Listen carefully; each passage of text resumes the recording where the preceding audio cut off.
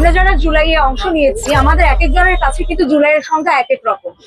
কেউ বলবে জুলাই ছিল আজাদির লড়াই, কেউ বলবে জুলাই ছিল অন্যায়ের বিরুদ্ধে রুখে দাঁড়ানো লড়াই, শোষণের বিরুদ্ধে লড়াই, কেউ বলবে হচ্ছে বর্বরতার বিরুদ্ধে। জুলাইটা হচ্ছে একটা দুষ্ট চক্র ভাঙার লড়াই, একটা নষ্ট তন্ত্রকে ভেঙে নতুন ভাবে সাজানোর লড়াই। তো সেই জায়গা থেকে আমরা আসলে কি দেখতে পেয়েছি? আমরা দেখতে পেয়েছি জুলাইয়ের মানে শুরুর দিকে আমাদের বর্তমান ক্ষমতাসীন দলের কেউ কেউ তখন তারা ক্রেডিট নিয়েছেন, বলেছে যে হ্যাঁ আমরাও জুলাইয়ের সাথে ছিলাম। এটা সত্যি কথা, তারা ছিল।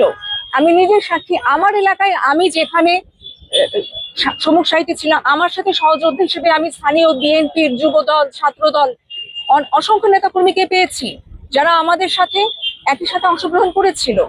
অথচ একটা সময় পরে তারা তাদের ভাষণটা, তাদের বক্তব্যটা উল্টে দিল। তারা বলছে যে না, আমাদের দলের কেউ জুলাই অংশগ্রহণ করে নাই। আমার কথা হচ্ছে যে জুলাইটা এত বড় একটা ফ্যাসিবাদী শক্তির পতন ঘটালো, আর বাংলাদেশের একটা বৃহৎ সংখ্যাগরিষ্ঠ দলের নেতা কর্মী বা দল হিসেবে তাদের যদি সেখানে অংশগ্রহণ নাই থেকে থাকে, তাহলে শুধুমাত্র এ কয়জন মুষ্টিমেয় মানুষের অংশগ্রহণই উল্টে গেল? এটা তো হতেই পারে না, এটা তো অসম্ভব ব্যাপার। ঘোলা পানিতে অনেকে মাছ শিকার করে, হ্যাঁ, ঘোলা পানিতে মাছ শিকার করে মাছ ভেজে খেয়ে এখন যদি কেউ বলে যে কই আমি তো কিছু জানি না, হ্যাঁ, এটা তো আসলে গ্রহণযোগ্য না। তো সেই জায়গা থেকে যখন আমরা এই জুলাইয়ের সাংবিধানিক স্বীকৃতি চাইলাম এবং এটাকে সংবিধানে অন্তর্ভুক্ত করার জন্য, এটাকে ভ্যালিডেশন দেওয়ার জন্য যখন এটা গণভোটটা হয়ে গেল এবং এই গণভোটকে বানচাল করার জন্য হেন কোনো ষড়যন্ত্র নাই, তারা করেন নাই। তারা মুখে বলেছেন আপনার হ্যাঁ ভোট দিন, কিন্তু ভেতরে ভেতরে তাদের নেতা কর্মীরা না ভোটের পক্ষে প্রচারণা চালিয়েছে, সেটাও আমরা জানি।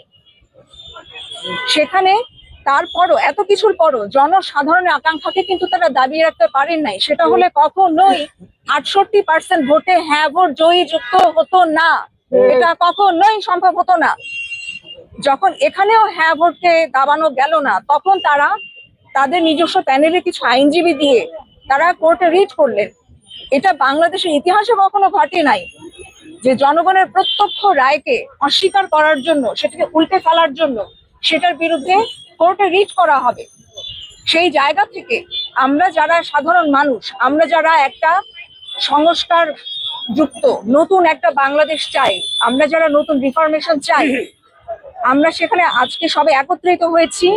আমরা এখনো আশাবাদী বর্তমান সরকার যারা আছেন, যারা সরকার গঠন করেছেন, তারা যাতে করে তাদের সিদ্ধান্ত থেকে সরে আসেন, তারা যাতে তাদের অবস্থানটাকে গণমানুষের আকাঙ্ক্ষার সাথে অ্যালাইন করেন।